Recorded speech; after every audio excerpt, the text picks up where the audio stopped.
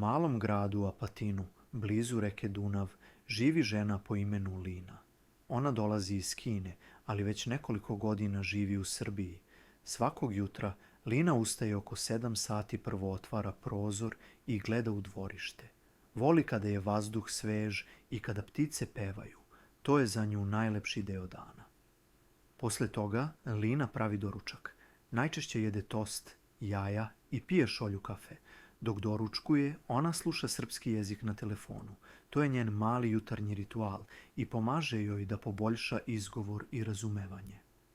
Kada završi doručak, Lina obično šeta do centra grada. Putem prolazi pored male pekare gde ljudi stoje u redu i čekaju tople kifle i hleb. Pekare su joj zanimljive, jer u Srbiji ima mnogo vrsta testa koje nije poznavala u Kini. Ponekad kupi krofnu ili perecu i to je čini srećnom. U centru često sreće istu baku koja prodaje cveće. Baka uvek kaže: "Dobar dan, Lina." A Lina se osmehne i vrati pozdrav: "Dobar dan." Iako ne razgovaraju dugo, taj mali pozdrav uvek joj ulepša dan, osjeća da je deo grada i da je ljudi prepoznaju. Nakon kratke šetnje, Lina odlazi u supermarket. Kupuje voće, povrće i vodu. Sve radi polako jer želi da čita svaku reč na pakovanju. Kada ne razume, fotografiše tekst i kasnije proveri u rečniku. Tako svakodnevno nauči nekoliko novih reči. Oko podneva Lina se vraća kući, sprema ručak. Ponekad kuva pirinač, ponekad povrće, a ponekad pravi nešto novo što je naučila u Srbiji, kao na primjer pasulj ili gulaš. Uvek se trudi da napravi jednostavno jelo, ali ukusno dok kuva, sluša laganu muziku ili srpski radio. Nakon ručka Lina obično malo odmara. Nekada čita knjigu na srpskom, nekada gleda seriju sa srpskim prevodom. Važno joj je da svaki dan bar pola sata bude okružena srpskim jezikom.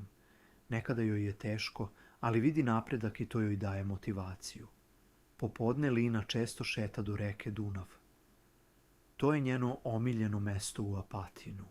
Vidi ljude koji pecaju, decu koja voze bicikl i starije ljude koji sede na klupi i razgovaraju. Ponekad sedne na klupu, otvori svesku i uči nove reči. Vetar koji dolazi sa reke uvek joj prija.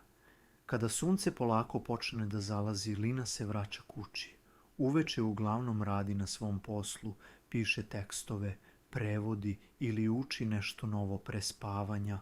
Ona još jednom sluša malo srpskog. Ponekad napiše kratku rečenicu o tome kako je provela dan, kako bi vežbala gramatiku. Pre nego što zaspi, Lina gleda kroz prozor, ulice je mirna. Kuće su tihe, a svetla polako blede. Uvek pomisli koliko je zanimljivo živeti u zemlji koja joj je nekada bila potpuno nepoznata, iako je daleko od Kine. Osjeća da polako gradi svoj novi život. Dan po dan, reč po reč, sve joj postaje bliže i jasnije. Apatin je mali grad, ali za Linu je dovoljno velik da svaki dan donese nešto novo. Nekada je to nova reč, nekada novi susret, a nekada samo miran trenutak pored reke. I zato se Lina svakog jutra kada otvori oči raduje novom danu,